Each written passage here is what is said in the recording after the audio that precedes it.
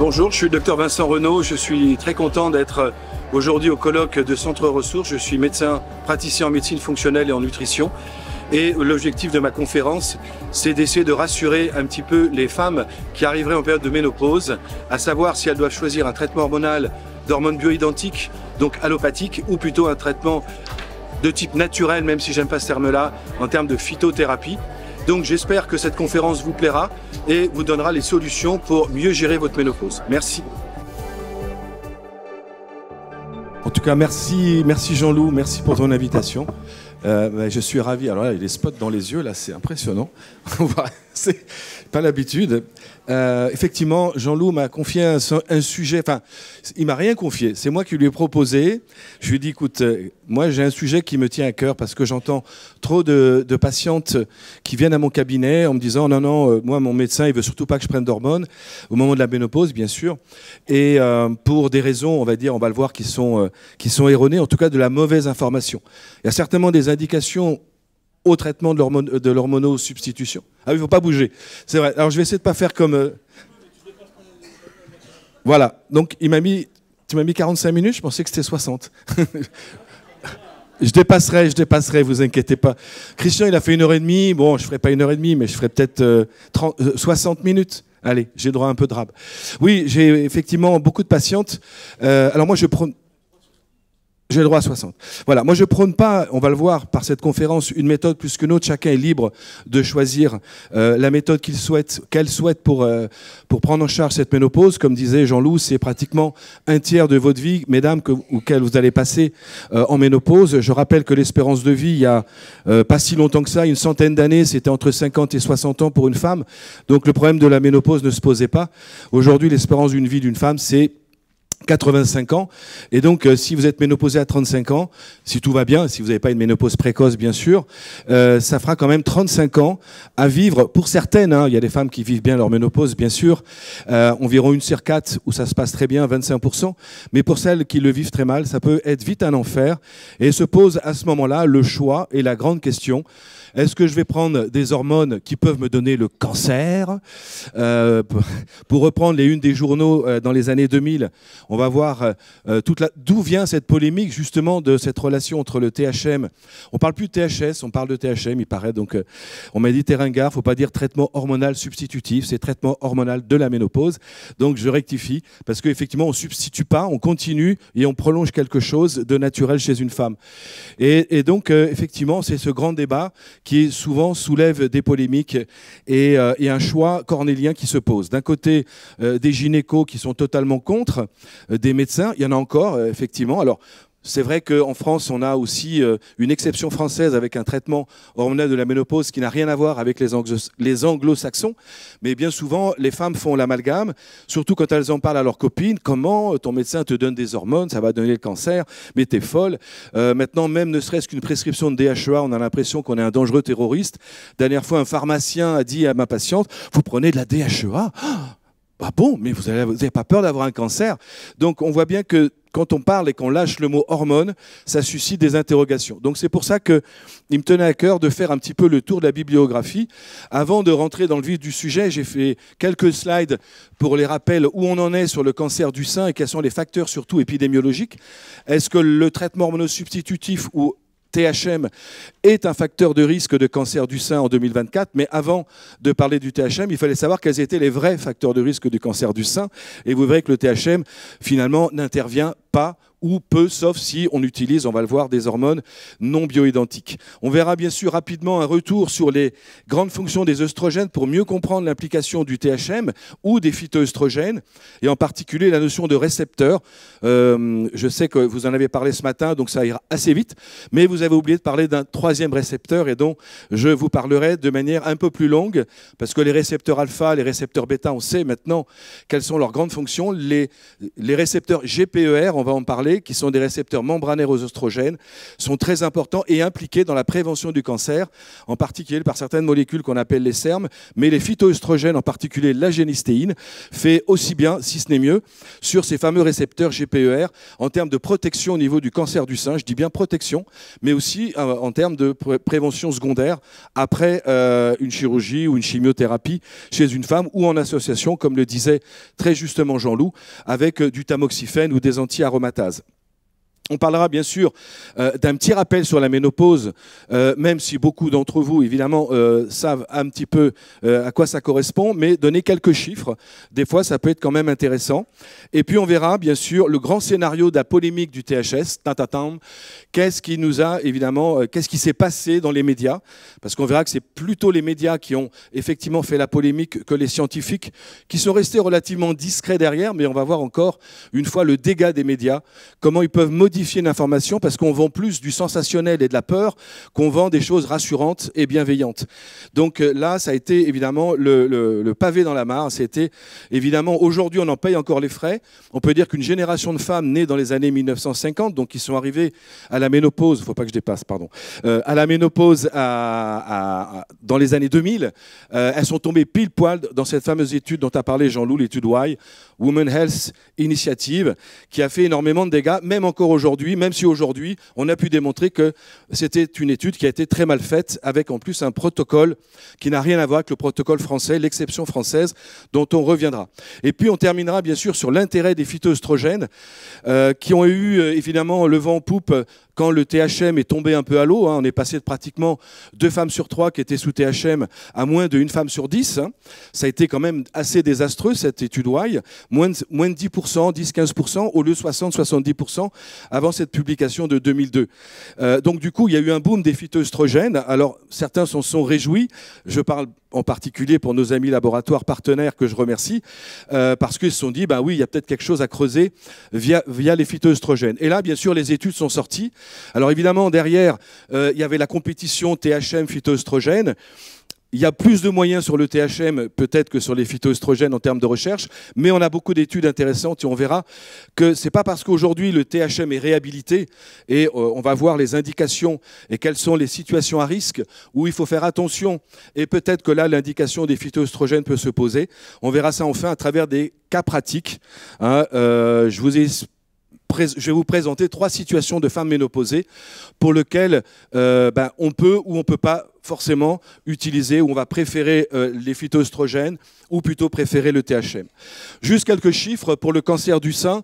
61 214 nouveaux cas de cancer de sein en France en 2023. Donc pratiquement 60 000 nouveaux cas par an, et ça ne fait malheureusement que croître. L'âge moyen du diagnostic, c'est aux alentours de 64 ans. Ça reste quand même un cancer de la femme âgée, enfin après la ménopause, mais comme le disait ce matin Valérie, effectivement, depuis 2020, alors après on peut polémiquer sur les turbocancers et l'effet évidemment du Covid. Je ne suis pas rentré dans ce débat-là volontairement ce soir, mais effectivement, il y a eu quand même une petite hausse, alors qu'on dans les années 2015-2010, on avait vu la courbe un peu s'infléchir et on va voir qu'elle a tendance à un petit peu augmenter. Donc le taux d'incidence entre 90 et 2018, effectivement, est passé de 29 000 à 58 000 cas, plus de 1,1% d'élévation par an, ce qui est considérable. C'est malgré tout, malheureusement, encore 12 600 décès en 2021.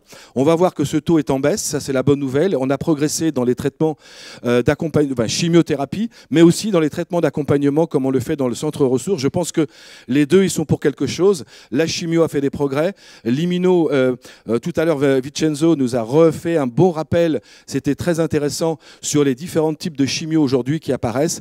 Et c'est sûr qu'il y a quand même de l'espoir par rapport à ce cancer, même si ça reste encore la première cause de cancer chez la femme. Et pour les hommes, c'est bien sûr le cancer de la prostate.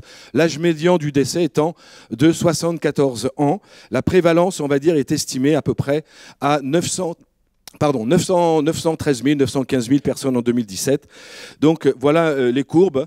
Donc vous voyez que c'est quand même, ça reste le pic aux alentours des 60-64 ans, donc 10-15 ans après la ménopause. C'est pour ça, on verra que le THM, si on le propose, il faut le donner bien sûr avant les 60 ans. Et je vous donnerai bien sûr ma pratique, en tout cas moi, comment je vois le THM versus phytoœstrogène. En ce qui concerne le taux de survie, il y a quand même une sensible amélioration. Alors, est-ce que, comme disait très justement, il est où notre ami Christian, est-ce que c'est grâce à la prévention par les mammographies? La réponse probablement un peu, mais on aimerait mieux de la prévention primaire et pas de la prévention secondaire. Et on aimerait mieux éviter les mauvaises nouvelles lors de ces passages de mammographie. On pourra dire 2 mots sur ces techniques qui n'ont pas beaucoup évolué. Et on va le voir d'ailleurs dans les taux de cancer chez les femmes jeunes. Les mammographies avant 50 ans peuvent augmenter de 10 à 15% les radiations, ce qui n'est pas négligeable. C'est une femme jeune qui a des seins denses. Donc attention, les jeunes femmes, faites pas des mammographies à tout va pour vous rassurer. Ce n'est pas forcément un geste anodin. Après 50 ans, la ménopause, les seins sont moins denses, il y a moins de danger. Déjà, on les lit mieux. En termes de radiologie, je ne suis pas radiologue, mais c'est un radiologue qui me l'a dit. Effectivement, les seins un peu denses des femmes jeunes, c'est compliqué à lire en mammographie. Il vaut mieux faire maintenant les nouvelles échos où on peut voir vraiment les galactophores, tous les canaux au niveau mammaire de manière assez précise. Et même des petites tumeurs sont détectées aux échographies. Donc il y a encore, bien sûr, un débat là-dessus. Mais toujours est-il qu'il y a quand même un pronostic qui s'est très légèrement, on va dire, amélioré. Alors, dans les facteurs de risque que j'ai relevés, il y a bien sûr la notion d'âge. Il y a 10 fois plus de cancers à 80 ans qu'à 40 ans. C'est la bonne nouvelle. Mais quand même, à 40 ans, il y a plus de 7%. Et probablement, aujourd'hui, on arrive aux alentours des 15%. Les chiffres datent évidemment d'un petit peu avant la crise du Covid. Il y a bien sûr le terrain héréditaire, cette fameuse génétique. Mais vous voyez que ce n'est pas si gros que ça. 5 à 8%.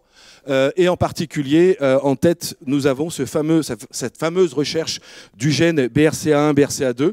S'il est positif, c'est sûr que ça augmente le risque de manière plus importante, un risque de plus de 70%. Ça ne veut pas dire qu'il faille faire une mastectomie systématiquement comme Angelina Jolie. On va voir que c'est possible aussi de pouvoir trouver des alternatives et des solutions. Là, j'ai une patiente, on lui a proposé ovariectomie, hystérectomie et mastectomie. Mais après, c'est aussi un choix parce que c'est quand même un geste mutilant. Aux États-Unis, ils sont un peu plus interventionnistes que nous. En France, je crois qu'on est un des pays d'Europe où il y a le moins d'hystérectomie pour des fibromes, mais même pour les autres interventions par rapport aux États-Unis où ils ont le bistouri un peu plus facile. L'état des seins, bien sûr, est important. Des seins denses ont un risque de 1,8, voire... Alors, on verra... Tout à l'heure, quand je reviendrai sur les statistiques des chiffres de l'étude Y et des autres études qui ont suivi cette fameuse étude, on a souvent confondu le risque relatif et le risque absolu. Les statisticiens sont très forts pour nous brouiller la tête et les journalistes qui n'y comprennent rien, pour les gros titres des journaux, ils prennent forcément le risque relatif et ils l'agrandissent. Ils le zooment de manière à effectivement faire peur aux gens. Mais ça, c'est pas nouveau. On sait que c'est leur grande spécialité. Alors bien sûr, si vous avez déjà un fibroadénome ou un petit cancer in situ, ou des hyperplasies atypiques, le risque monte de 5,4 à 11. L'absence d'enfants ni de grossesse ou des grossesses tardives, on sait que dans les femmes religieuses en particulier, les bonnes sœurs, évidemment, elles ont prié Dieu très longtemps, mais malheureusement, ce n'est pas un facteur de protection. Et on sait que plus la grossesse est intervenue tôt, avant 25 ans en tout cas, ça va avoir un effet protecteur avec un risque relatif de moins 0,5. Les grossesses tardives, ce qui est de plus en plus le cas, les femmes, ce qui est compréhensible, terminent leurs études et ensuite s'installent en ménage et commencent à faire des enfants, souvent après 35 ans. Et vous voyez que le risque n'est pas négligeable quand même, moins 1,5%. La puberté précoce, qui a été relevé aussi avec un risque relatif qui passe de 1,2 à 1,5. Moins de 12 ans, c'est pas très significatif. Je rassure les femmes qui ont une puberté précoce, c'est pas significatif. Les troubles émotionnels, on en a parlé ce matin, c'est très significatif. Beaucoup moins sur les statistiques officielles, un risque augmenté par 3, mais je pense que c'est sous-estimé parce que dans les guidelines et dans les publications que j'ai lues, effectivement, les études sur l'émotionnel sont quasiment jamais faites ou compliquées à faire, en tout cas randomisées contre placebo, une séance d'hypnose ou de la cohérence cardiaque, c'est toujours très difficile. Enfin, les situations socio-économiques, on sait que dans les villes, et en particulier dans les villes un peu industrialisées, le risque est plus élevé que dans les campagnes, où on est peut-être moins stressé, et on va moins se soucier à faire des mammographies systématiques à gogo.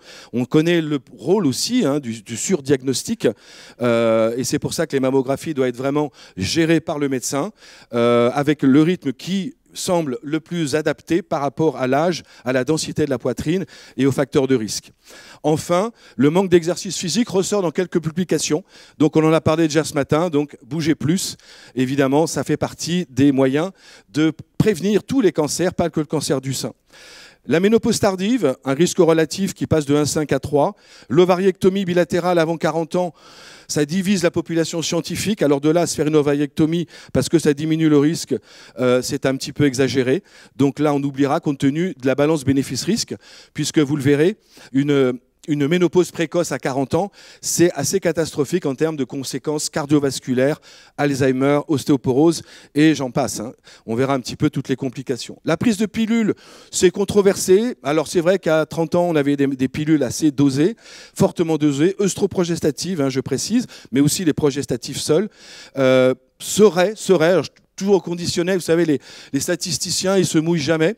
Je suis peut-être moins aventureux que Christian quand il parle des PCB, des polluants, et vous verrez que sur les chiffres relevés dans les organes officiels comme le CIRC ou d'autres organismes pour le cancer, ils sont moins virulents sur les pesticides, les perturbateurs endocriniens, mais on sait pourquoi. Je pense qu'il y a aussi une pression économique derrière très importante. En tout cas, pour la pilule, on a tendance à dire qu'il vaut mieux démarrer après 18 ans et pas dépasser 10 ans de contraception orale, sinon le risque est augmenté à 1,6. L'alcool, mais ça c'est pour tous les cancers. Par contre, 2 verres de vin par jour et du rouge est plutôt un effet protecteur. Alors, j'ai pas mis les facteurs de protection, on en reparlera, mais sinon, effectivement, là, c'est pas 1 heure qu'il me fallait, mais 2 heures. Donc, je vous ai mis surtout les facteurs aggravants. Le tabac, oui, le tabac augmente, surtout, effectivement, s'il démarre entre la puberté et la première grossesse. Mais c'est pour tous les cancers, malheureusement. Je dirais que le tabac est un fléau avec, évidemment, toutes ses conséquences sur la santé cardiovasculaire ou oncogène. L'alimentation, on en a parlé ce matin, donc je vais passer, mais effectivement, aujourd'hui, les produits ultra transformés, dont effectivement a parlé très bien Anne-Marie Roussel l'année dernière, les AUT et l'étude Nutrinet, et là, cette fois-ci, imparable, on augmente le risque de manière très significative, ainsi que les produits sucrés, les produits industriels. L'insulinorésistance, on va avoir une diapo juste après, donc j'y reviendrai. L'obésité, le surpoids.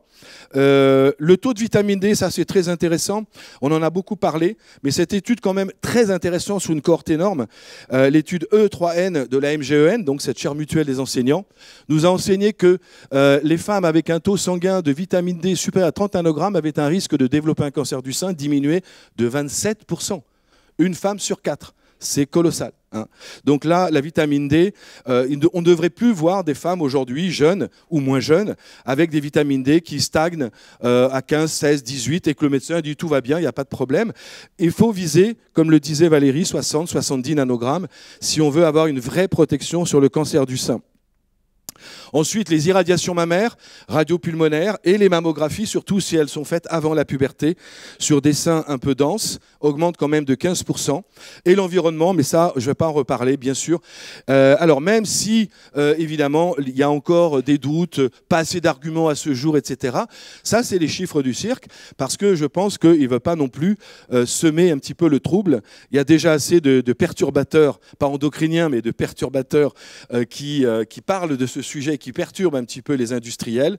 Et donc, souvent, les associations de lutte contre le cancer minimisent peut-être un petit peu cette notion environnementale qui, pour moi, est probablement une des plus importantes, et ce qui fait que le taux de cancer a augmenté.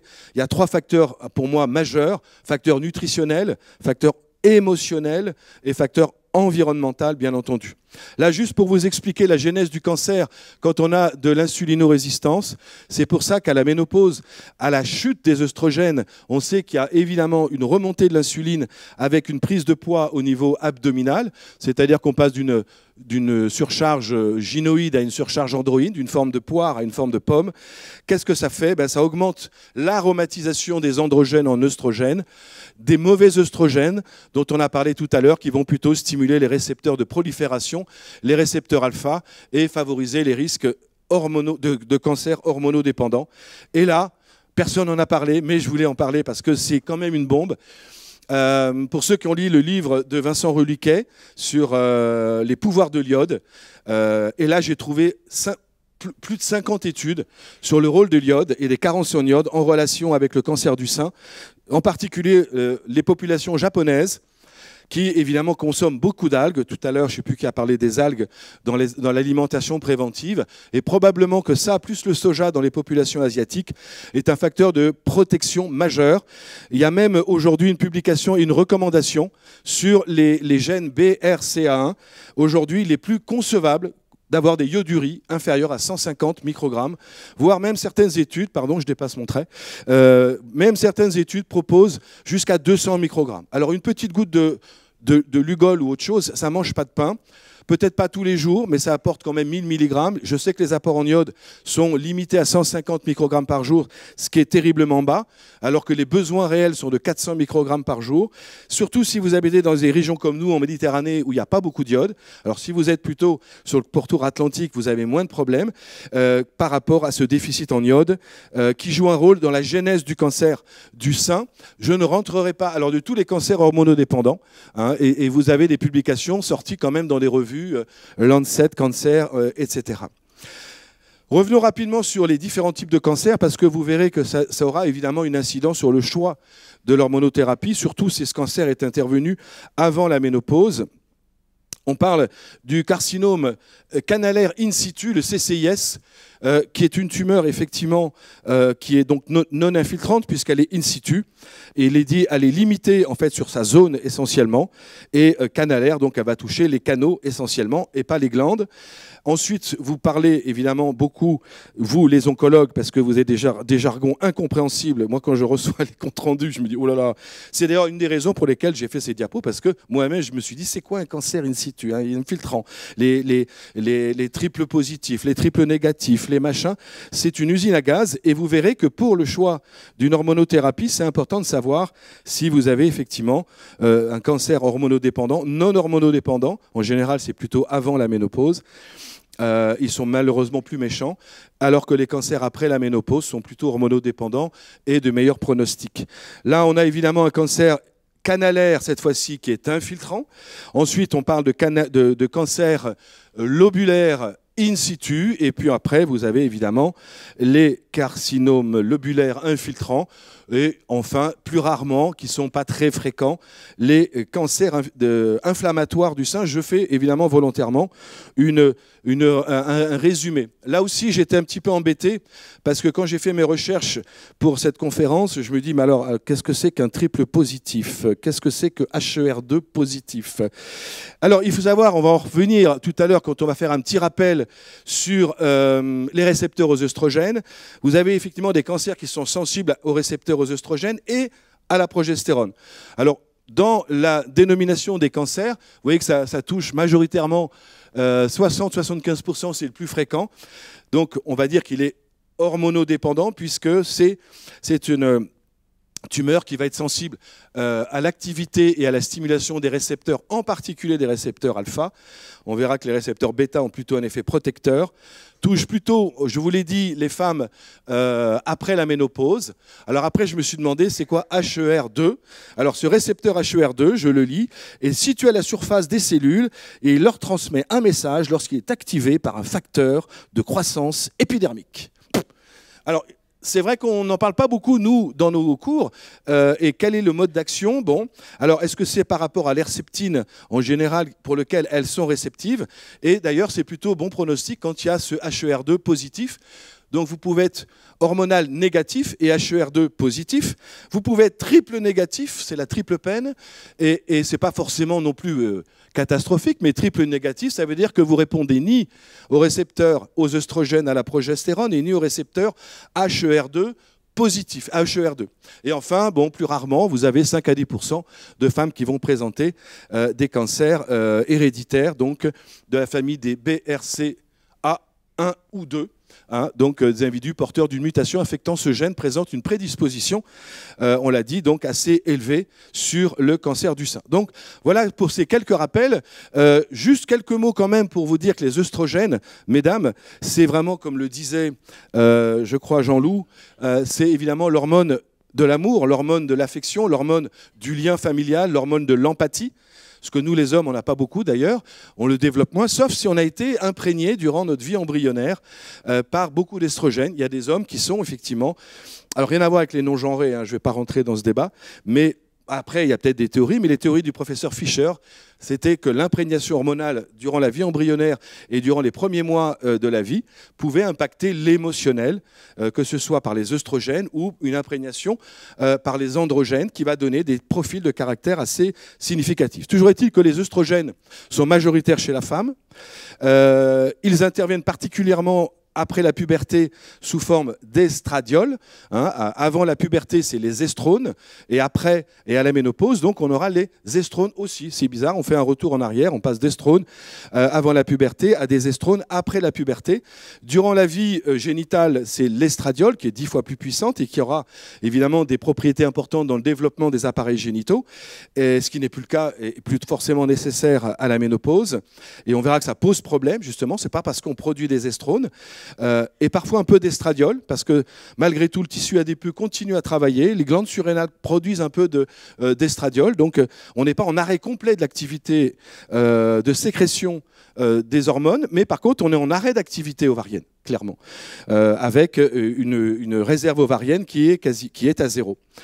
Donc, elles sont produites par les cellules folliculaires au niveau de la granulosa et en deuxième cycle par le corps jaune, ainsi que la progestérone. Donc, on parle toujours, bien sûr, du binôme œstrogène-progestérone. On verra que c'est tout un grand débat du choix. Est-ce que je donne des œstrogènes seuls si j'ai une hystérectomie ? Ou est-ce que je donne œstrogène et progestérone? Et je vous donnerai la réponse d'ici quelques temps, mais je ne dévoile pas évidemment la solution tout de suite. On garde le suspense pour la fin.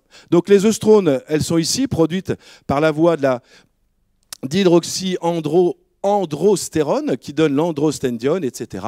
et qui va donner l'estrone, qui elle-même va donner l'œstriol. Pareil pour l'estradiol. L'œstriol, c'est les œstrogènes qui sont sécrétés pendant la grossesse. C'est pour ça que l'âge de la première grossesse est important aussi pour le développement mammaire par rapport au cancer de sein et que le pronostic est relativement meilleur, on va dire, chez les femmes qui ont eu un enfant avant 25 ans pour justement cette maturation, parce que les œstriols sont 10, voire 20 fois plus puissants que les œstradiols, et elles vont intervenir bien sûr pour des fonctions de gestation qui vont s'arrêter au moment de l'accouchement, vous vous en doutez. Bon, les œstrogènes sont des molécules liposolubles, on en a parlé, je ne vais pas parler des perturbateurs endocriniens, elles sont issues du cholestérol. Donc je réhabilite le cholestérol aujourd'hui, hein, devant vous. On disait effectivement des choses qui sont parfois des idées préconçues. Les hormones, ça donne le cancer, et le cholestérol, ça donne de l'athériosclérose, etc. Retenez que le cholestérol, c'est la vie, puisque c'est grâce au cholestérol que vous fabriquez vos merveilleux œstrogènes, mais pas que. Toutes vos hormones stéroïdiennes sont produites avec le cholestérol que vous produisez à 80%, l'alimentation étant peu représentative de votre cholestérolémie. Donc, si votre cardiologue vous dit « arrêtez de manger du beurre, des œufs », surtout l'écoutez pas, parce que ça ne servira à rien. Les hypercholestérolémies, ben, on va les voir, c'est surtout fréquent à la ménopause, parce que les œstrogènes nous protègent du risque cardiovasculaire, modulent l'activité notamment du LDL cholestérol et ont des propriétés très intéressantes. Alors vous le voyez ici, les effets des œstrogènes sur le cerveau, c'est pour ça qu'il y a beaucoup d'études, en particulier avec le THM et la maladie d'Alzheimer. Avec les phytoœstrogènes, je n'ai pas vu grand-chose, il n'y a pas vraiment de publication qui montre une réduction, mais après, il faudrait que ce soit des cohortes plus élevées, et ça coûte cher, hein, une petite étude.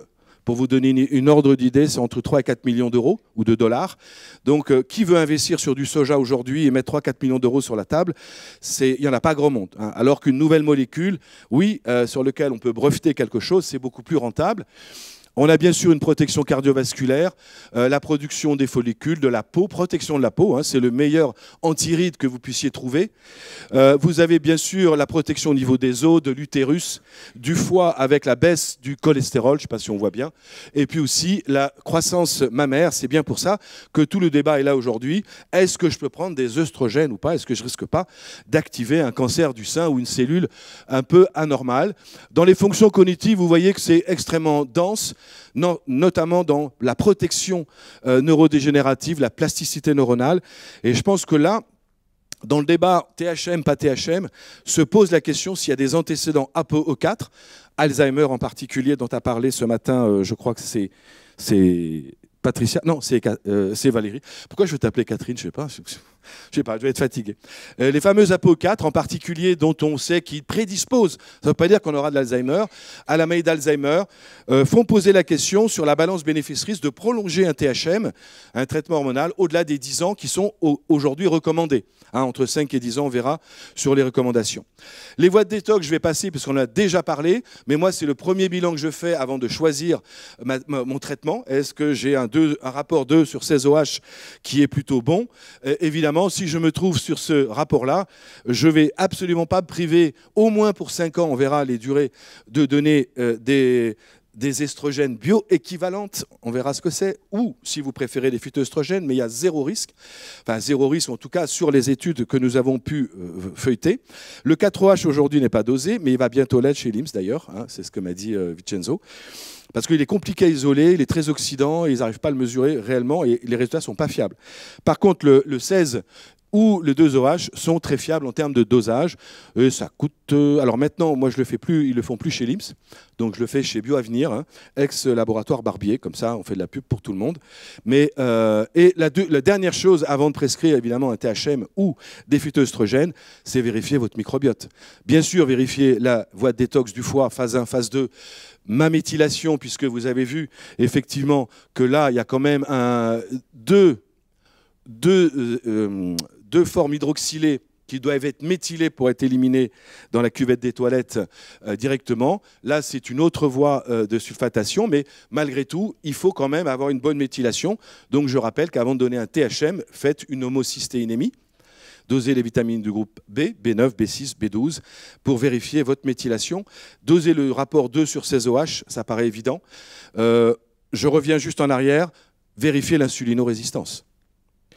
Parce qu'on va voir que peut-être là où on doit être vigilant dans ce fameux THM, c'est les femmes qui ont une obésité androïde importante avec un HOMA supérieur à 3 ou 4, parce qu'on sait qu'elle favorise les proliférations tissulaires, quelles qu'elles soient d'ailleurs, pas que le cancer du sein. Vérifiez le microbiote. Moi, systématiquement, comme l'a dit tout à l'heure Vincenzo, je fais mon bilan microbiote. Je sais que ça peut paraître un peu onéreux des fois, mais la santé, pour moi, c'est quelque chose de tellement précieux. Je ne comprends pas que des gens payent des fortunes pour faire des révisions de leur voiture. Et quand vous leur demandez juste de faire de l'entretien et pour rester en bonne santé, ils ne comprennent pas. Je lui dis, mais vous attendez que votre voiture tombe en panne pour aller chez le garagiste? Ah ben non, surtout pas, je fais des révisions. Bon, ben alors nous, c'est pareil. On va faire une révision, on va vérifier que toute la mécanique fonctionne bien si vous voulez aller loin. Et on sait qu'effectivement, tous les facteurs de déconjugaison des œstrogènes qui se produisent, comme les sels biliaires d'ailleurs, ou les médicaments, ça se passe dans la partie terminale du grêle, et on va avoir le microbiote qui est le principal acteur pour la déconjugaison des œstrogènes. L'organisme est économe. Il est économe dans le sens où il recapte environ 80-85% des œstrogènes qui ont été déconjugués pour les recapter. Par contre, ceux qui restent conjugués, ils sont éliminés. Donc d'un côté, si je déconjugue trop, je déconjugue beaucoup, je recapte beaucoup du coup. Et je peux me retrouver en hyperœstrogénie relative. De l'autre côté, si au contraire je déconjugue pas assez, je peux me trouver en aménorrhée parce que je n'arrive plus à produire suffisamment, je suis en hypoœstrogénie. Donc, comme quoi le microbiote, c'est pas rien. Alors, est-ce que dans les microbiomes que nous dosons régulièrement chez nos patients, on peut évaluer l'estrobolome? La réponse est non. Pour l'instant, c'est en cours. Je sais que Vincenzo y travaille beaucoup. On fait déjà un microbiote spécifique pour les prédispositions sur les maladies neurodégénératives, ce qui est déjà pas mal. Les prédispositions pour les cancers. Et bientôt, on aura bien sûr des facteurs de prédisposition en mesurant cet estrobolome dans le risque. Alors, Faut pas focaliser. J'ai ça, comme pour la POE4 tout à l'heure. C'est une prédisposition, comme le BRCA1. Attention, comme l'a dit Christian, merci Christian, c'est l'épigénétique qui prime. C'est pas parce que vous avez hérité d'un mauvais jeu de cartes au départ que vous perdez la partie forcément. On peut bluffer aussi jusqu'au bout, hein, et on peut gagner une partie, même qui s'est mal engagé. Et on peut très bien tirer 2 as d'un coup, alors qu'au départ, on avait un 9 et un valet. Donc, on ne sait jamais, et la vie doit être toujours, comme disait Einstein, c'est une partie d'échec. Tant qu'on n'est pas échec et mat, eh ben, il faut continuer la partie, et il faut continuer, évidemment, le plus loin possible. Venons-en aux récepteurs aux œstrogènes, un peu d'histoire, parce qu'effectivement, vous vous demandez, mais alors c'est quoi les triples positifs, et j'ai des antécédents de cancer du sein, je dois faire quoi, comment je m'y prends? La découverte des premiers récepteurs du sein, vous voyez, c'est ici, c'est 1958, avec Elwood Jensen, qui a découvert les récepteurs alpha. Donc les alpha, c'est ceux qui favorisent la prolifération tissulaire des glandes mammaires, des glandes utérines, ovariennes, pour le développement évidemment et la croissance et le développement des tissus génitaux de la femme, mais aussi pour plein d'autres tissus. Donc il était important d'avoir de la prolifération, mais malheureusement quand une cellule mutagène se glisse au milieu, si on prolifère des mauvaises cellules, ça ne fait pas bon ménage. Ensuite, 60-70, on a compris que les œstrogènes avaient plusieurs types de mécanismes. Un mécanisme génomique, dont a parlé évidemment Christian, mais aussi un mécanisme non génomique. C'est-à-dire que lui, il ne va pas aller dans le noyau, il ne va pas aller ouvrir le brin d'ADN pour faire son ARN, son facteur de transcription, ou activer son facteur de transcription pour faire son ARN messager, pardon. Je ne suis pas très bon en génétique, hein, mais j'essaie de m'y retrouver quand même. Lui, il va directement bosser, il va trouver des récepteurs cytoplasmiques et il va bosser directement dans le cytoplasme. Puis en 80-90, il y a eu effectivement pas mal d'études. George Kuper a découvert le récepteur bêta. Vous voyez, c'est récent. Et tout récemment, donc là, en 2005, le GPR30, vous allez voir qu'il est assez intéressant, ce récepteur aux estrogènes, qui est uniquement membranaire. Ce qui est étonnant quand on se dit que les œstrogènes sont liposolubles, eux, ils traversent. Il se trouve que sur certains cas, les œstrogènes qui sont liposolubles peuvent s'accrocher à un récepteur membranaire, mais les phytoœstrogènes s'y accrochent mieux.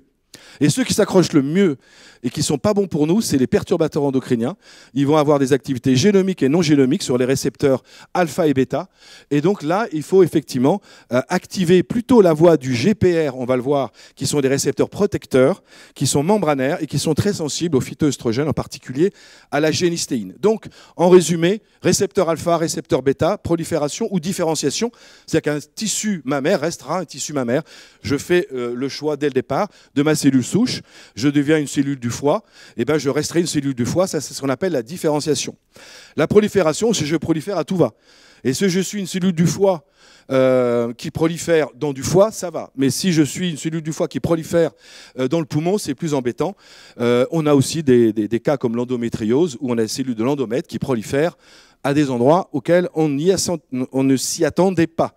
Alors, le petit GPER1, ben, il est évidemment intéressant. On va le voir juste après. Donc, 3 récepteurs dominants.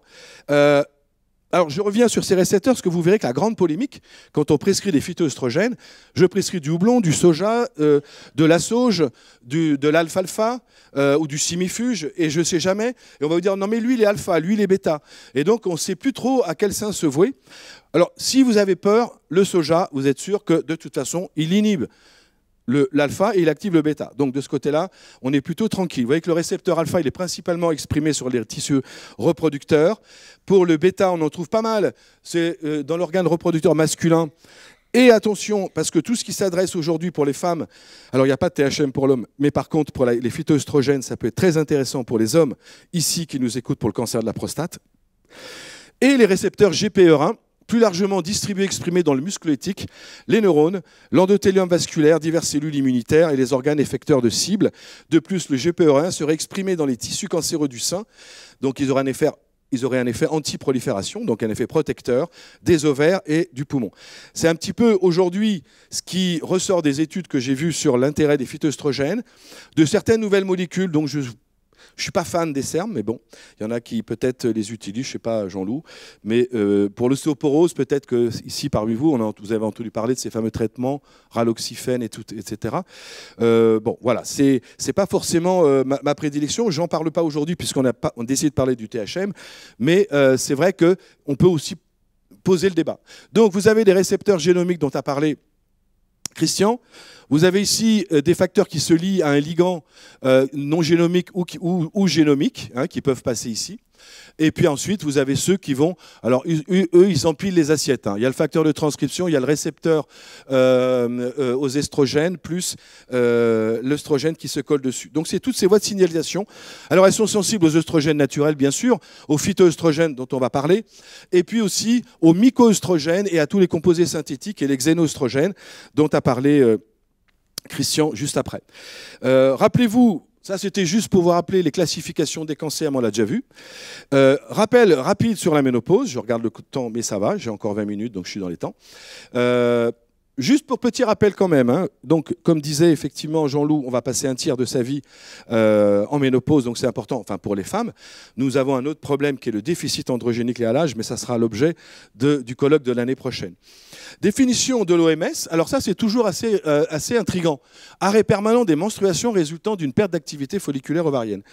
Donc en général, on vous dit, ah, c'est une aménorrhée de plus de 12 mois. Vous ne pouvez pas prendre de THM si vous n'avez pas 12 mois d'arrêt de vos règles. J'ai eu ça il n'y a pas longtemps. Et j'ai une femme qui a depuis presque 6 mois des sueurs nocturnes qui l'empêchent de dormir. Elle est en dépression, en insomnie, bouffée de chaleur, pas de libido, elle ne va pas bien. Et ça fait 6 mois qu'elle a un arrêt complet de ses règles. Donc je lui dis, ben, votre gynéco, il vous a fait une analyse. Non, l'analyse, ça ne sert à rien, il faut attendre 12 mois. Vous allez rester encore 6 mois comme ça à poireauter. Je lui donne des phytoœstrogènes en attendant. Et elle me dit, ouais, mais j'en ai essayé, j'ai été sur Internet, j'en ai commandé, etc. Puis ça ne m'a pas vraiment fait baisser les bouffées de chaleur. Moi, je voudrais vraiment le THM. Alors, j'ai regardé dans la biblio, il n'y a pas de contre-indication. Je lui ai dit, on va faire un bilan. FSH à 150, LH à 80, estradiol inférieur à 15. Elle avait une ménopause effectivement biologique confirmée et je lui ai donné le traitement et aujourd'hui elle me remercie et me dit mais pourquoi ils veulent absolument me faire attendre 12 mois? Effectivement, c'est les critères de l'OMS. Il faut attendre 12 mois avant de prendre, d'arrêt des règles, bien sûr, avant de prendre ce fameux THM. Moi, je pense que si vous avez tous les signes climatériques, vous vivez un enfer, vous avez la possibilité d'insister un peu auprès de votre médecin pour qu'il vous dose FSH, LH, estradiol, 17-bêta-estradiol, progestérone et surtout l'inhibine B. Et si vous avez un peu de sous, parce que c'est remboursé, l'inhibine B, c'est un facteur qui bloque, qui est un facteur de rétrocontrôle sur l'axe hypothalamo-hypophysaire, eh ben, vous pouvez aussi doser l'AMH, l'hormone antimullérienne, qui est une hormone qui va vous donner les réserves ovariennes. Et si vous n'avez plus de réserve ovarienne, il y a quand même peu de chances que vous tombiez enceinte. Mais malgré tout, ce n'est pas ce qui définit la ménopause. Ce qui définit la ménopause, c'est une inhibine B inférieure à 15, avec une FSH, un rapport FSH sur LH supérieur à 2. Et donc, à partir de là, ben, moi, je me pose la question, pourquoi on attend 12 mois? Mais ça, peut-être que certains dans la salle ont cette réponse. Vous voyez que la réponse biologique, c'est une FSH qui doit être 10 fois supérieure à la valeur de référence. Donc là, quand vous avez 150, voire 200 de FSH, je ne vois pas l'intérêt d'attendre plus. Des androgènes, on va dire à peu près normal, dans la norme relative. Surtout un taux d'œstradiol, vous voyez, qui est effondré. Et une progestérone qui reste relativement basse, puisqu'on est en préménopause. C'est-à-dire que la progestérone est quasi inexistante. Entre 45 et 50 ans, c'est toute cette phase où les femmes, évidemment, sont pas très bien accompagnées par leur gynéco, malheureusement, mais c'est là où il y a toutes les modifications physiologiques, physiques et psychiques qui apparaissent, la rétention d'eau, le syndrome prémenstruel, les cycles longs, cycles courts. Pour ceux qui veulent avoir des beaux détails là-dessus, vous avez l'excellent livre de ma copine Guénaëlle Abigalé qui parle de tout ça, des cycles, comment mesurer ces cycles, et qui vous donnera plus d'informations. Mais en tout cas, en moyenne, cette ménopause, elle apparaît entre 45 et 55 ans, soit plus de 50, 51 ans, pour la plupart en moyenne, hein. La périménopause, c'est les 2-3 années qui précèdent la ménopause, avec un effondrement de la progestérone et une hyperœstrogénie relative, qui peut faire risquer des cancers du sein, puisque là, on est dans une imprégnation hyperœstrogéniante. Donc là, c'est le moment de commencer les détox, de travailler phase 1, phase 2 avec le brocoli, le sulforaphane et tout ce qu'on a cité ce matin. C'est le moment de travailler votre microbiote, c'est le moment de travailler votre porosité intestinale. Une ménopause, ça se prépare. Et surtout, c'est le moment de travailler l'insulinorésistance, faire du sport, supprimer évidemment pain, pâtes, pizza, pâtisserie, riz, féculents et tout ce qui fait grossir, tout ce qui est amidon et tout ce qui est sucre. Hop, je m'écarte, il faut que je revienne au centre. Et évidemment, perdre du ventre, réduire, et après les complémentations que vous pouvez utiliser, la berbérine, le chrome, la cannelle et tous les compléments alimentaires que l'on connaît, qui marchent bien sur l'insulinorésistance, pour éviter d'arriver à la ménopause avec déjà une obésité androïde, qui là vous fait courir un danger avec le THM, éventuellement si vous n'êtes mal contrôlé, avec un hyperinsulinisme qui serait mal contrôlé. Voilà, vous allez passer pratiquement un tiers de votre vie en ménopause, donc prenez en main votre ménopause. C'est 11,5 millions de femmes qui sont ménopausées en France. 5,5 millions ont entre 51 et 64 ans. Moi, j'ai une patiente qui vient d'être ménopausée, elle a un fils de 9 ans. Donc, je peux vous dire qu'elle n'a pas envie de se retrouver avec des rides, des bouffées de chaleur, des sautes d'humeur, des troubles du sommeil, avec un gamin de 9 ans et un ado qui a 14 ou 15 ans. Puisque les femmes, aujourd'hui, font souvent les enfants maintenant tardivement. Donc, on voit des femmes très actives, très actives. 6 millions ont plus de 65 ans. Chaque année, c'est 430 000 femmes qui atteignent l'âge de la ménopause. La ménopause constitue un important enjeu socio-économique justifiant la conférence d'aujourd'hui.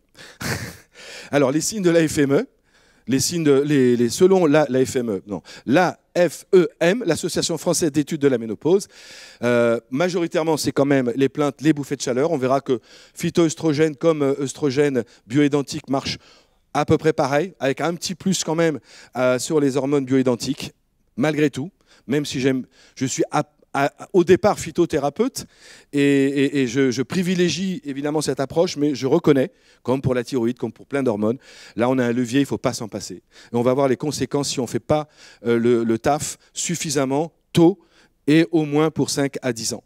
L'état dépressif, la transpiration excessive, les insomnies, etc. Donc tout ça, effectivement, il ne faut pas les laisser s'installer.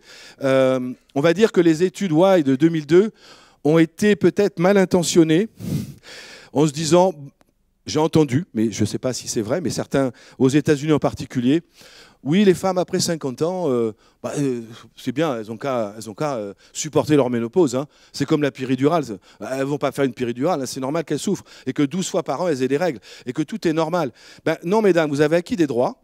Vous avez acquis des droits depuis les années 50. Simone Veil et d'autres personnes ont participé. Et je pense qu'il faut relever un petit peu le défi et pas se laisser complètement prendre par les influenceurs médiatiques qui font une mauvaise presse sur le THM. La ménopause constitue-t-elle un facteur de risque cardiovasculaire? On va le voir, oui, majoritairement. Il y a une montée du cholestérol et en particulier du mauvais, du LDL et surtout du LDL oxydé. On voit souvent des triglycérides qui augmentent avec un risque de NASH, non alcoolique évidemment, stéatose hépatique syndrome.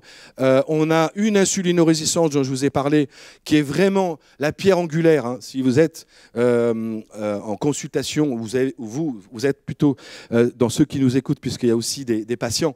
Si vous êtes patient, essayez vraiment de travailler. C'est le fléau dans les maladies chroniques de civilisation aujourd'hui. Et Vincenzo, je suis content, on a énormément parlé.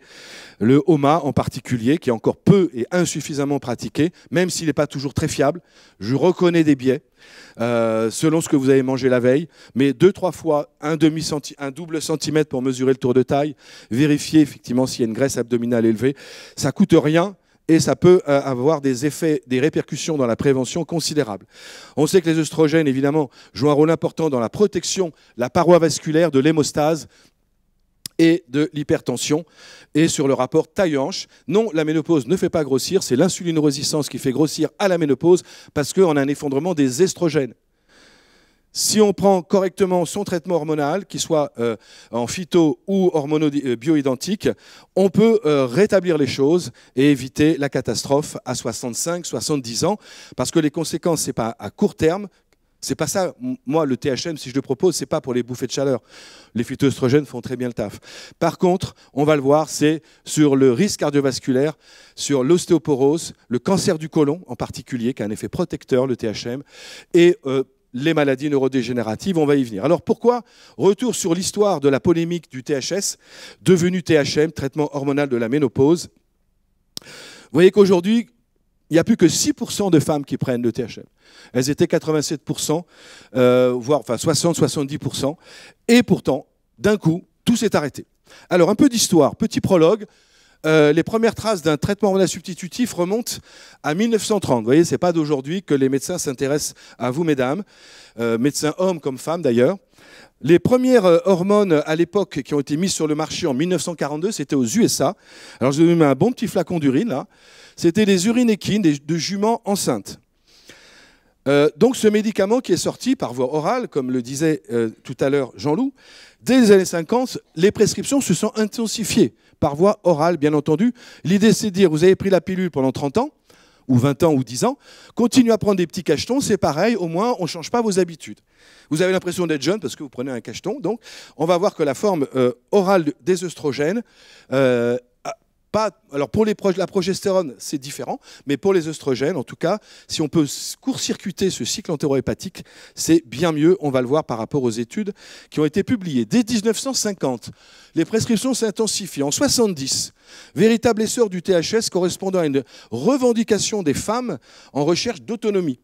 C'est normal, hein, elles ont eu le droit de vote, elles ont eu droit à un chéquier, un compte en banque dans les années 50. Vous vous rendez compte, c'était il n'y a pas si longtemps que ça. Et on leur a évidemment proposé d'avoir évidemment quelque chose pour améliorer leur qualité de vie. Donc on voit bien effectivement que le THS est beaucoup développé aux États-Unis, mais pas forcément comme on aurait souhaité en France. Donc le bon laboratoire Wyatt, malheureusement, je ne lui fais pas de pub, mais a sorti ce fameux prémarin issu donc de l'urine équine. Et au catastrophe, il utilisait du MPA, du méthylacétate de progestérone, qu'on appelle des progestines, qui n'ont absolument pas les mêmes effets que la progestérone bioidentique micronisée qu'on utilise, nous, en France. Heureusement, évidemment, les études ont montré un effet très significatif. Voilà, bénéfice démontré, malgré la mauvaise qualité des hormones, bien sûr, mais il y avait quand même déjà, dans les années 90, des papiers qui montraient un effet bénéfice sur l'ostéoporose, le risque cardiovasculaire, les troubles du sommeil et de l'humeur, la libido, le confort urinogénital, les troubles neurodégénératifs. Oui, troubles urinogénitaux, parce que beaucoup de femmes qui ont des petits problèmes d'incontinence urinaire mettent du gel, évidemment, endovaginal, mais c'est jamais très agréable. Donc, on verra, beaucoup plus simple de faire un traitement par voie cutanée ou transdermique, qui est quand même plus protecteur. Toujours l'histoire d'un prologue. En France, qu'est-ce qui se passait entre-temps? Eh bien, on a, dans le premier service de gynécologie en 1963, le docteur Albert Netter, qui a consacré, qui a développé le premier THS, utilisation du modèle américain. Bon, là, il n'a pas fait de gros progrès. Mais moi, je me rappelle du professeur Mauvais-Jarvis, mais je ne l'ai pas eu comme prof, qui était un éminent chercheur. Non, il y avait un amphithéâtre à la fac à Paris qui s'appelait Amphi Mauvais-Jarvis. En 1974, il a mis au point, avec un laboratoire, un petit labo de quartier qui s'appelait Bezin. Il s'est dit, mais non, les œstrogènes, il faut les prendre par voie cutanée. Et en 1975, il sort les fameux gels d'estradiol bioéquivalentes. Et là, évidemment, ça bouleverse énormément les prescriptions, mais les anglo-saxons ne voient pas ça d'un bon œil. Donc, ils se disent, non, non, nous, on garde notre bon prémarin, nos urines de jument, il n'y a pas de problème. De toute façon, on n'a toujours pas démontré que le prémarin augmentait le risque de cancer. En même temps, ils conseillent l'utilisation d'une progestérone bioidentique micronisée et de ne pas prendre le fameux MPA, ces fameux méthylacétate de progestérone. En 90, en France, voilà, il y avait pratiquement une femme sur deux qui prenait le THM. Et dans les années 2000, avant le coup de tonnerre, elles étaient près de 60-70%. Et tout allait bien. Mais arrive, acte 1, les premières suspicions. Tatatam. En 93, lancement d'une grande étude qui démarre aux États-Unis, The Women's Health Initiative, rassemblant 16 608 femmes âgées entre 50 et 79 ans. Relevez l'âge quand même, vous allez voir, c'est très intéressant. En 87, la revue Lancet publie les résultats d'une méta-analyse HERS en même temps. Relation entre THS et cancer du sein, légère augmentation, mais risque diminué à l'arrêt du traitement au bout d'un an. Donc finalement, c'était un risque qui n'était pas si élevé que ça. Et toujours avec le protocole, bien sûr, anglo-saxon, je précise. Il y avait quand même une augmentation du risque thromboembolique, de thrombose veineuse et de phlébite. Donc, on contre-indiquait, et on contre-indique d'ailleurs toujours, plus ou moins, en tout cas, le traitement prémarin chez les femmes qui ont des antécédents de phlébite ou d'embolie pulmonaire. Même d'ailleurs, le THM, il est quand même, sur le plan médico-légal, conseillé de l'éviter parce qu'on sait que les œstrogènes modifient les temps de coagulation et l'hémostase. Acte 2, une étude américaine crée la panique. Étude Why. Effectivement, là, ça a été le coup de tonnerre. Et ce sont les journalistes qui, les premiers, ont publié les résultats de cette étude, parce qu'en fait, l'étude n'était pas encore terminée. Il fallait la refaire lire, vous savez, un comité scientifique qui doit valider ou pas les travaux et les chiffres. Il y a eu des fuites, pas de bol. Et donc, Times Magazine, Herald Tribune, New York Times, etc., ont sorti en grand des affiches, voilà, toutes les affiches qui sont sorties, hormonales, alerte for cancer, expert panel backs, etc., etc., comme ça faire les journalistes. Alors qu'en fait, si on regarde de près cette étude, Why, vous avez, entre 93 et 98, on a intégré pratiquement 20 000 femmes, on les a séparées en deux groupes. Un groupe qui avait effectivement une hystérectomie, elle ne prenait que les œstrogènes équines seuls, et l'autre groupe qui prenait estrogène équin plus le MPA. Et puis il y avait aussi un groupe placebo, bien sûr, pour pouvoir faire une étude. Donc au départ, ça avait l'air plutôt bien parti. Alors on avait un monsieur aux États-Unis à l'époque, il n'aimait pas trop les femmes. Il était plutôt pour que les femmes restent à la maison, probablement, j'en sais rien. Mais en tout cas, il s'est acharné. C'est le responsable de cette grande cohorte d'études, le professeur Jack Rousseau. Alors pour le cholestérol, on en a eu un autre, Ansel Keys, que tout le monde connaît, qui a fait beaucoup de mal au cholestérol, mais, et ça reste encore aujourd'hui, l'étude des 7 pays, ça date de 1962. Là, cette étude de 2002 risque encore de durer et faire polémique encore pendant de nombreuses années. Donc voilà les arbres décisionnels. Hystérectomie. S'il n'y en a pas eu, vous prenez les hormones de cheval avec le MPA. S'il y a eu une hystérectomie, vous prenez les œstrogènes seuls. Et il y avait toujours, dans les arbres, on compare toujours avec un placebo, comme on le fait dans les bonnes études. Donc jusque-là, pas de problème. Voilà les résultats. Boum. Ah oui, d'accord. Embolie pulmonaire, augmentée. Cancer colorectal, diminué. Alors, ce qui est étonnant, c'est que personne n'en a parlé, mais bon, il y avait quand même une nette diminution. Cancer endométrial, pas d'effet. Diminution des fractures de manière très importante. Et en fait, les deux qui ont vraiment interpellé les journaux et qui ont sorti la une, c'est l'augmentation du risque corrélatif des troubles coronariens et du cancer invasif. Donc là, évidemment, les journalistes ont vite pris le stylo. Allô, allô, allô, Tango Charlie, tu m'écoutes. Le traitement hormonal de la ménopause donne le cancer. C'était en gros à la une de tous les journaux, du Figaro, mais Femmes Actuelles, vous pouvez y aller. J'ai retrouvé des vieux extraits de ces journaux. Effectivement, on retrouve et même encore, j'ai vu un article il n'y a pas longtemps pas 50 millions d'amis, non. Ça aurait pu être 50 millions d'amis, mais... Non, Notre Temps, oui, une revue pour les jeunes gens qui connaissent bien ici. N'est-ce pas? Tu es abonné à Notre Temps, Christian? C'est ta revue préférée? Moi, c'est Mickey Mouse, j'aime bien. Et Pif Gadget, je préfère, c'est plus cool. Donc, les résultats, voilà un petit peu ce qui a semé le trouble. Effectivement, quand on regarde les chiffres comme ça fait peur. Si on regarde les statistiques, dans la une des journaux, ils mettaient 24% de risque en plus et 29% d'infarctus en plus. Prémarin, je précise quand même, c'est pas nos hormones françaises. Alors attention au poids du chiffre, parce qu'il faut savoir analyser. En gros, quand on reprend le risque réel, il y a eu effectivement 7 accidents cardiovasculaires, 8 AVC de plus sur 10 000 femmes par rapport au groupe placebo, ce qui fait un risque réel de 0,08%. Bon, ok. Il y en a qui s'affolent pour moins que ça, mais là, moi je trouve que ce n'était pas si dramatique. 6 cas de cancer du côlon, et 5 cas de fracture du fémur en moins. Ça, personne n'en a parlé. C'est quand même à signaler. 8 embolies pulmonaires, 8 cancers du sein en plus sur 10 000 femmes. Donc en fait, le risque réel était de 0,08%. C'est comme quand on a donné les statistiques pendant la période du Covid. Effectivement, le poids des chiffres qui sortaient tous les soirs à la télé, c'était évidemment pour faire peur. Le groupe œstrogène seul, qui avait une hystérectomie, alors lui, il n'avait pas d'augmentation du risque d'accident vasculaire cérébral, une légère même diminution du risque de cancer du sein. Les biais de l'étude maintenant, ce qui est intéressant, c'est que l'âge moyen des femmes qui étaient incluses dans l'étude, c'était 64 ans. Or, on sait qu'aujourd'hui, un THM, on ne le donne jamais après 60 ans. C'est-à-dire que sur les presque 27 000 femmes, il n'y avait que 3 000 femmes, 3 500 femmes qui avaient moins de 55 ans, donc qui étaient en âge de prendre le THM. Donc c'est des femmes qui n'avaient pas pris de THM, qui à 65 ans, on le dit, même 70, il y a des femmes qui sont rentrées dans l'étude. Vous allez rentrer dans l'étude avec le prémarin, donc l'urine de jument, et vous allez prendre la progestérone méthylée, enfin le méthylacétate de progestérone. 70% étaient en surpoids. Quand je vous ai dit le poids de l'insulinorésistance, sur le risque cardiovasculaire et le cancer. 34% étaient obèses, 37% étaient sous anti-hypertenseurs, 6% sous statine, 7% sous... Alors, les statines venaient de sortir à l'époque. Hein. C'est sorti en 2000, le premier, je crois que c'est le Zocor. Donc, ça aurait été un peu plus tard, je pense qu'on aurait eu plus de statines. Sur 27 000 femmes incluses dans l'étude, 3 400 seulement avaient moins de 55 ans. Donc, comment vous pouvez interpréter des chiffres alors qu'on n'est pas du tout sur une population que nous ciblons, nous, en tant que médecins, c'est-à-dire moins de 60 ans.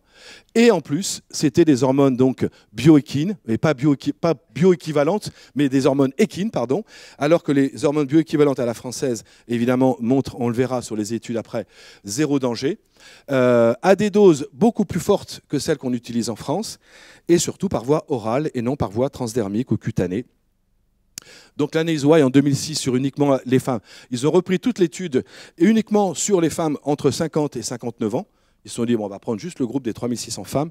Et là, au contraire, il n'y avait pas de risque significatif augmenté. Donc par rapport au groupe placebo, c'était kiff-kiff. Et un risque du cancer du sein, même diminué. Donc, vous voyez comment on fait de la fausse information et comment on a sacrifié une génération de femmes qui, arrivées à la ménopause dans les années 2002, elles se refusaient systématiquement le traitement. Elles se voyaient refuser systématiquement le traitement. Et les médecins n'étaient pas très partants, ils étaient très partagés dans la discussion dans le monde scientifique. Donc l'étude qui a renfoncé le clou, c'est une étude anglo-saxonne qui a un petit peu relancé la polémique sur les cohortes des jeunes femmes National Health Service Breast Screening, la Million Women Study, parce qu'il y avait plus d'1 million de femmes. Alors là, on n'était plus dans une étude d'intervention, on était dans une d'observation.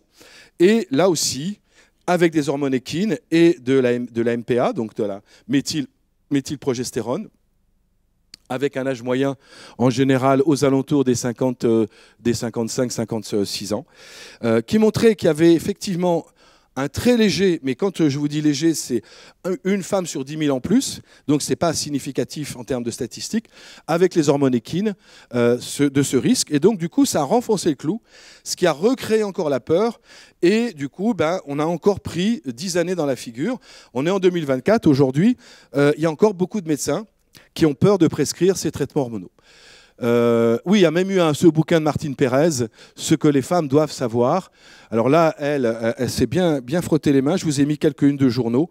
60% des femmes outre-Atlantique ont renoncé au THS un an après l'étude Y. 50% des femmes prenaient du THS en 2002 contre seulement 20% en 2006. 2005, la bataille médiatique fait rage. Ce que les femmes doivent savoir, le THS, la fin d'un mythe, le Figaro, les hormones élèverait le risque de démence. François, toute femme qui suit un médecin sérieux sait que le THM accroît le risque de cancer du sein et j'en passe et des meilleurs. Donc vous voyez que, évidemment, ça a été compliqué après quand nous on arrivait. Mais non, mais nous, moi, c'est pas le même traitement que je vais vous proposer. Moi, c'est un traitement à la française. Et donc, ça a été, heureusement, avec l'étude française E3N, parrainée évidemment par la MGN, et donc qui a montré, elle, au contraire, par rapport, là, cette fois-ci, sur un groupe, vous voyez, une cohorte de 80 000 femmes, le THM œstroprogestatif à la française, modèle à la française, diminuait. Non, ne diminue pas, mais en tout cas, il n'y avait pas d'augmentation. La prise d'un œstrogène surprogestatif, effectivement, était-elle associée, n'était pas associée, était aussi associé à un risque de 1,29, c'est-à-dire assez faible. C'est pour ça que moi, je suis très partagé de donner des œstrogènes seuls. Si j'ai une femme, ça devient aujourd'hui une contre-indication formelle.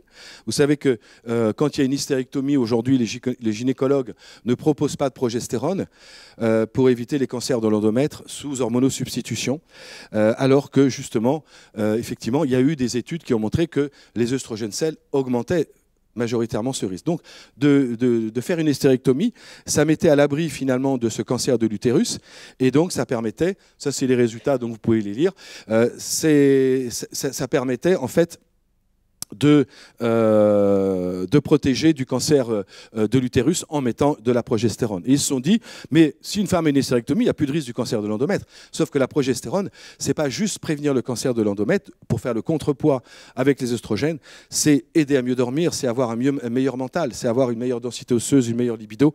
La progestérone a des fonctions propres à elle, qui sont essentielles. Et moi, je reste persuadé que même une femme avec hystérectomie, il faut lui proposer. J'en ai une patiente qui m'a supplié, parce que son gynéco ne veut absolument pas lui donner de progestérone. Je pense qu'elle reste bloquée sur l'étude Y, où justement, on avait montré que le groupe œstrogène plus progestérone était moins bon que le groupe œstrogène seul, mais elle a oublié de lire que ce n'était pas du tout le même protocole par rapport au protocole, évidemment, à la française, qui maintenant fait l'unanimité, bien heureusement. Alors, c'est quoi une hormone bioidentique versus une hormone équine ou chimique?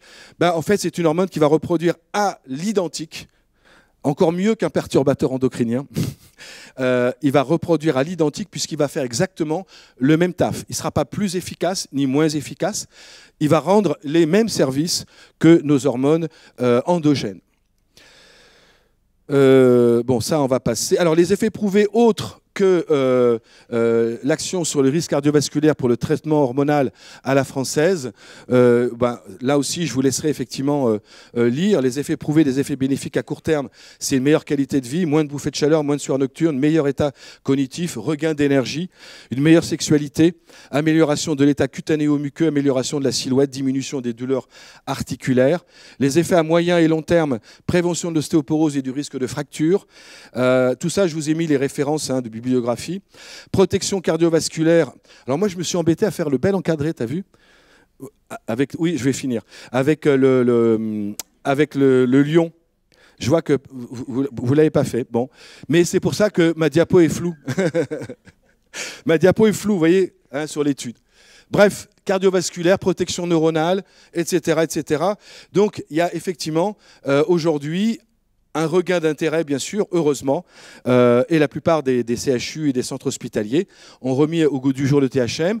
Alors en vert, bien sûr, les femmes à faible risque sont les femmes qui ont une ménopause sur lesquelles on va vraiment le proposer, des femmes qui ont une ménopause précoce, qui ont un poids normal, qui ont une pression artérielle normale, qui ont de l'activité physique, qui n'ont pas de risque cardiovasculaire et qui ont peu de risques familiaux, de risque de cancer du sein. On peut émettre éventuellement un feu jaune ou un feu orange s'il y a du diabète, du tabac, de l'obésité, de la sédentarité, des maladies auto-immunes, hyperlipémie, etc. Et par contre, là, je peux évidemment mettre un carton rouge et encore. Là, c'est parce que je suis dans un grand public et je ne voudrais pas qu'on dise que je suis pro-THM et que justement, c'est dans cette zone-là qu'on va plutôt utiliser les phytoœstrogènes qu'on va voir juste après. Alors, ces phytoœstrogènes, ils ont été découverts il n'y a pas si longtemps que ça, leur rôle en tout cas. Ils ont la même structure que les œstrogènes. Ils agissent à faible dose, donc c'est ça qui est intéressant, aussi bien sur les récepteurs alpha que les récepteurs bêta, mais on verra qu'ils ont une plus grande affinité pour les récepteurs bêta. Pourquoi? Je ne sais pas, ils trouvent qu'ils sont plus sympas que les alphas, et ils ont un effet non perturbateur endocrinien, comme l'a dit Jean-Loup, mais plutôt modulateur au niveau hormonal. Donc il y a évidemment une grande famille de phytoœstrogènes. Hein, vous avez même le resveratrol qui rentre dans les lignanes, dans toutes ces familles-là. Les plus connus sont les isoflavones, génestéine, daidzeine et biocanine A, mais celle qu'on utilise le plus, c'est daidzeine, génestéine, qu'on retrouve dans la plupart, bien sûr, des polyphénols du commerce. Ici, juste pour montrer cette étude intéressante qui montre les mécanismes des phytoœstrogènes. Là, ils ont étudié, vous voyez, l'œstradiol comparé à la génestéine, la daidzeine, les S-écoles, R-écoles, et en fait, qui sont des phytoœstrogènes mimétiques des œstrogènes, et vous voyez qu'ils ont majoritairement une action, là, sur la petite courbe verte, plus sensible sur les récepteurs bêta que sur les récepteurs alpha. Ils auraient même un rôle antagoniste sur les récepteurs alpha, ce qui est plutôt intéressant. Les propriétés des phytoœstrogènes reconnues aujourd'hui dans la bibliographie, c'est antagoniste des récepteurs alpha, plutôt agoniste des récepteurs bêta, inhibiteur de la tyrosine kinase, inhibiteur des facteurs de transcription NF-kappa-B et activité anti-angiogénique, donc tout ce qu'on a dit déjà depuis ce matin. Là, je passe rapidement, mais j'ai trouvé beaucoup d'études sur génistéine, dépression, ostéopénie, post-ménopause. Alors sur l'ostéoporose, ce n'est pas si significatif que ça. Moi, les études que j'ai vues, c'est effectivement, il faut en prendre quand même minimum 5 ans. Et au-delà de 10 ans, là, on commence à avoir un rôle important dans la prévention de l'ostéoporose. Sur le risque cardiovasculaire, l'insulinorésistance, pareil, à 54 mg par jour. Vous voyez, ici, simplement, c'est un peu flou, c'est l'indice de HOMA. Vous voyez comme il a bien baissé. La glycémie à jeun, le taux de graisse. Et puis ici, on a mesuré les VCAM, les marqueurs d'adhésion, les marqueurs d'agrégation plaquettette. Donc on a plutôt un rôle protecteur au niveau cardiovasculaire. L'hypertension aussi, voilà une belle étude, une méta-analyse. Et surtout, pour terminer, cette nouvelle signalisation, GPER et cancer du sein. De nombreuses études ont donc suggéré que le récepteur œstrogène couplé à la protéine G, un récepteur œstrogène membranaire, est une cible potentielle pour la prévention et le traitement du cancer. Non seulement les œstrogènes endogènes peuvent activer les GPER, mais de nombreux phytoœstrogènes peuvent également fonctionner comme des modulateurs sélectifs des récepteurs des œstrogènes, c'est-à-dire les SERM. La principale cible de la thérapie des œstrogènes dans le cancer du sein est le récepteur nucléaire ER-alpha. Cependant, environ 40% des cancers du sein sont considérés comme triple négatifs. Donc chez un triple négatif, on montre que les activateurs des récepteurs GPER améliorent le pronostic de manière significative. Et c'est des papiers récents. Donc je dirais que ces phytoœstrogènes, évidemment, vont s'adresser plutôt à ces cancers-là. En post-cancer, mais on voit aussi que la génistéine, elle joue sur essentiellement les bêta, elle bloque les alphas et elle module l'activité des GPER. Donc ça fait partie quand même des dernières publications, phytoœstrogènes, estradiol et voies de signalisation, pour ceux qui s'intéressent à la biochimie, avec le mécanisme d'action sur le récepteur, donc vous voyez, membranaire, avec la compétition entre les œstrogènes, les exoœstrogènes ou les perturbateurs endocriniens et les phytoœstrogènes. Et ça, c'est simplement, là c'est tiré d'un papier, un très beau travail qui a été fait, We suspect that GPR, c'est la clé évidemment de ce phénomène-là. Nouvelle thérapie probable en post-cancer ou en prévention du cancer du sein. Je me dépêche, mais vous voyez très vite ici qu'on retrouve toujours évidemment nos phytoœstrogènes que nous aimons bien, que nous utilisons. Je vous ai mis la table des plantes qui sont GPER actifs, qui agissent sur ces récepteurs activateurs donc, de protéines membranaires. L'olorupéine, on est dans le pays de l'huile d'olive, donc tout va bien. Le resveratrol, voilà, un petit verre de vin, je vous disais, par jour, vin rouge, bien sûr, ça ne peut pas faire de mal. La quercétine rentre dans les activateurs et les modulateurs des GPER. La génistéine, bien sûr, la daïséine. Les tanchinones et les cryptotanchinones, on les trouve plutôt dans la sauge. Et la naringine, qu'on trouve beaucoup dans les agrumes. Et de toute façon, je vous ai mis les références. Et ceux que ça intéresse, on les fera passer par Jean-Loup pour tout ce travail. C'est un très beau travail qui a été fait sur cet état comparatif. Pour terminer, je vous ai mis 3 situations. Comment faire pour justement décider du choix d'une approche allopathique avec des hormones bioidentiques ou d'une approche plutôt phytoœstrogène. Ici, vous avez une femme ménopausée qui est évidemment un peu ronde, qui n'a pas de problème au niveau de ses androgènes, hein, puisque même à la ménopause, les androgènes diminuent comme chez nous les hommes, mesdames. Vous avez aussi un déficit androgénique lié à l'âge, qui n'est peut-être pas aussi rapide que nous, mais si vous aromatisez bien, vous pouvez faire un peu d'estradiol à partir de vos androgènes et votre testostérone. Alors, évidemment, c'est des femmes qui sont protégées au niveau du risque cardiovasculaire, elles font un peu d'estradiol et elles ont beaucoup d'œstrone, donc potentiellement, je dis bien potentiellement, elles sont peut-être moins à risque de risque cardiovasculaire ou d'ostéoporose, mais un peu plus à risque de cancer du sein. Et donc je dirais que le THM peut se discuter. Donc la mammographie, bien sûr 2 sur 16 OH, indice de HOMA, homocystéine, tout ce dont a parlé Vincenzo tout à l'heure s'impose avant de décider du choix du traitement. Les phytoœstrogènes seront peut-être mieux tolérés. Vous êtes plutôt avec une hyperandrogénie, avec un peu de pilosité, d'acné et d'alopécie androgénique. Vous avez un statut évidemment androgénique qui est bon, mais vous aromatisez très mal. Votre taux d'œstrogène est bas. Du coup, votre risque de cancer du sein est diminué, modérément, mais diminué un petit peu. Vous êtes entre les deux, risque cardiovasculaire et d'ostéoporose, légèrement inférieur par rapport à la femme bien en chair. Je ne vous parle pas d'une femme androïde, mais une femme un peu ronde.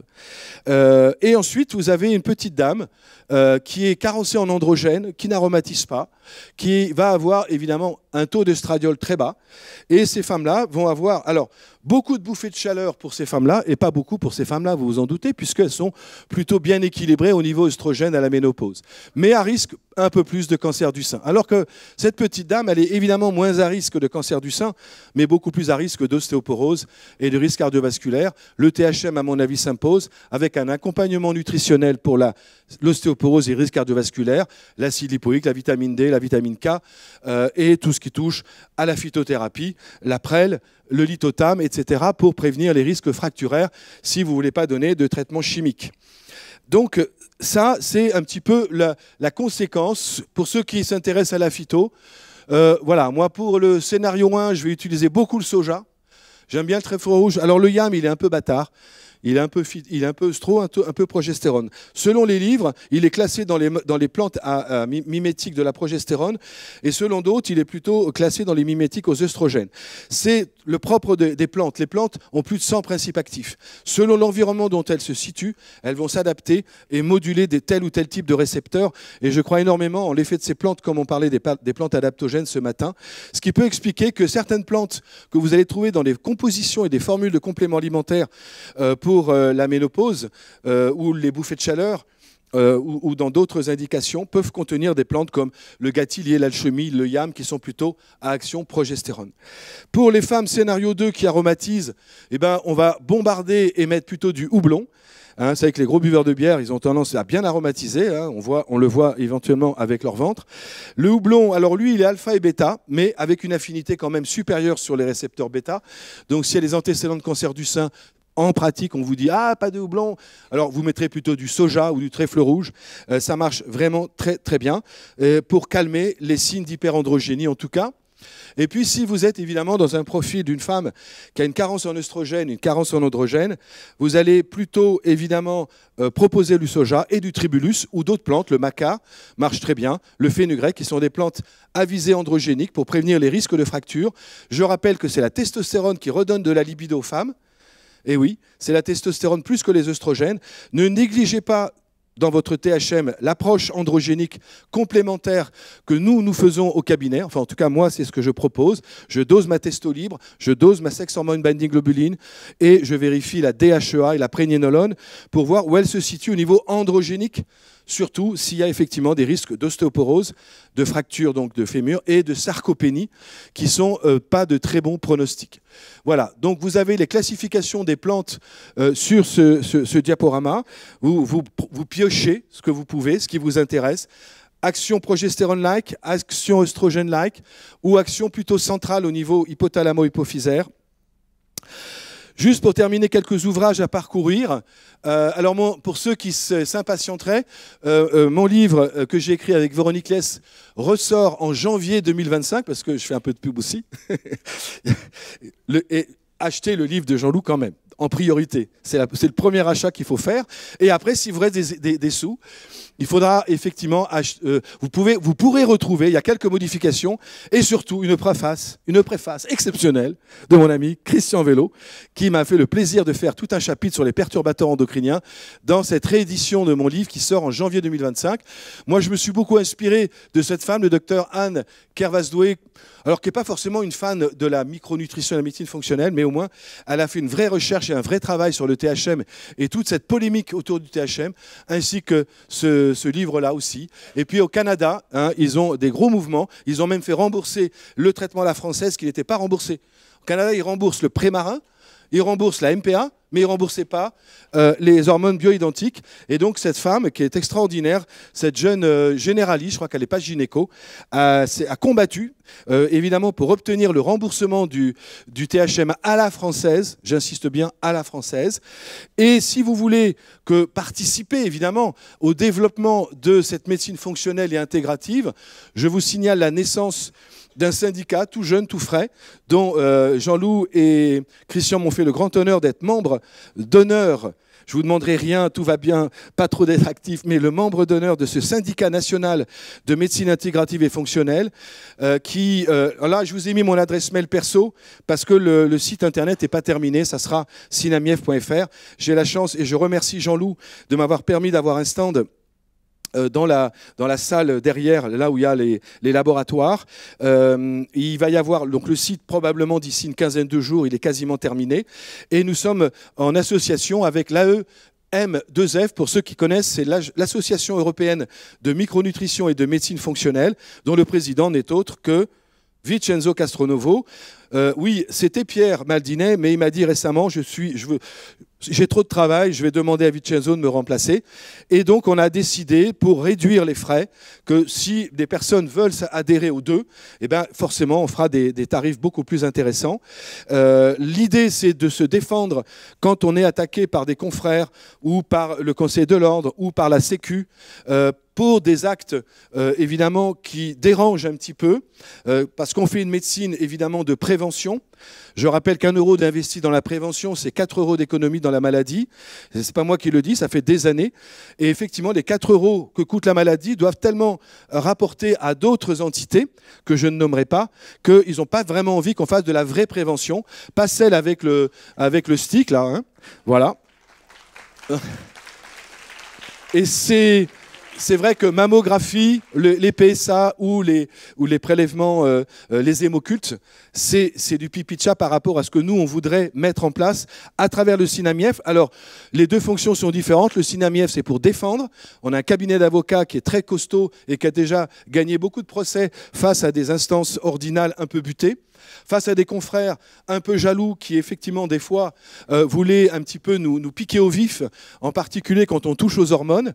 Forcément, tout de suite, ah oui, mais le docteur Renaud, il donne des hormones, ça donne le cancer, et très vite, ça fait traîner de poudre.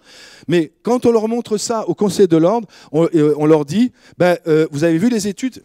Venez écouter les conférences de Centre Ressources et vous verrez qu'on est dans l'evidence-based médecine et qu'il n'y a pas de loup derrière de caché. Je vous remercie de votre attention.